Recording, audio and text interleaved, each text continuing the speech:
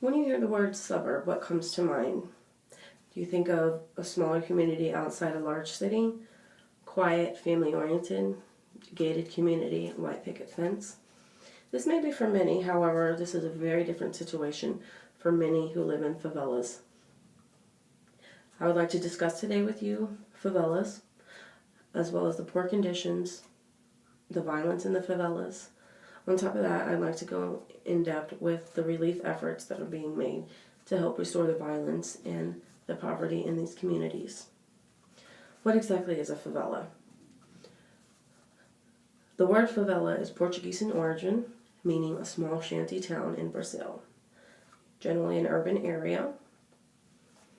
As you see here, Oceanside, beautiful city, nestled in the hills, is a favela. Now, generally, these favelas are on the hillsides outside these larger communities. Now, there are over 600 favelas in Brazil.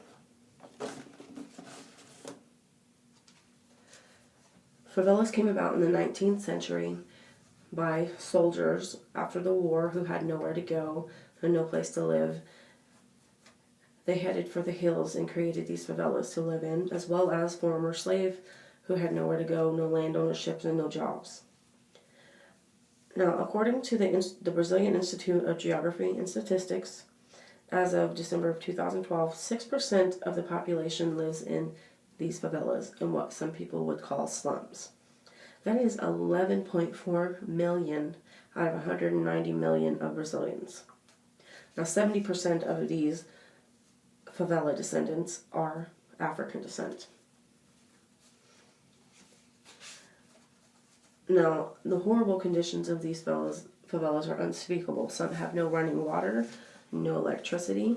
As illustrated here in this photo, you see this woman washing her clothes in water that's gathered on the hillside. Now, unfortunately, this is so for many people in the favelas. Some do have running water and may wash their clothing on their balconies. Unfortunately, that's for others. As you see in this photo here, a young mother holds her daughter outside the window. Can't really see what she's pointing at, but as you see all around, it looks like a landfill. It's a horrible realization that that is what these people live on a daily basis. Now, due to the unsanitary conditions, poor nutrition, and just the high population alone, disease is rampant in these favelas. In a lot of the poor favelas, the infant mortality rates are very high. However, these people may be suffering and living in poor conditions. It seems that their suffering does create a strong bond between these favela inhabitants. It does seem that these favelas are a city within a city.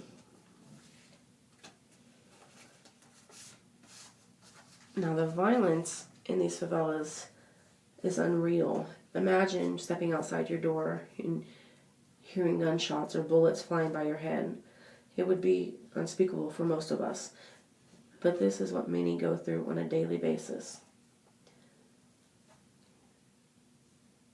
According to the United Nations Office of Drug and Crime, 41,000 people are murdered per year in favelas. That is 21 per every 100,000 inhabitants.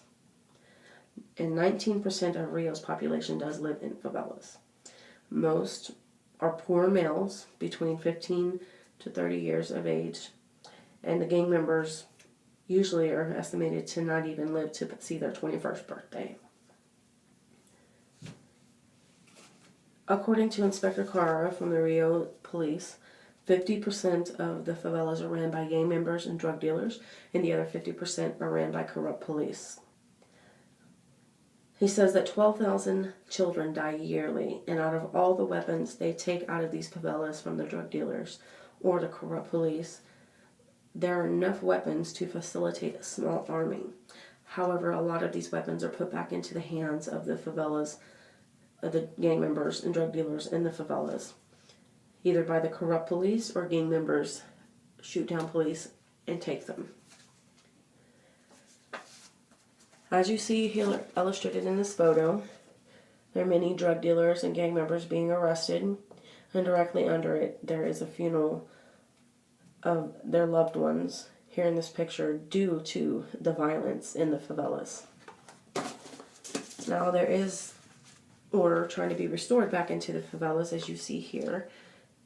The police are actually inhabiting all of these favelas, trying to restore peace to the community. Many favelas will see this on a daily occurrence.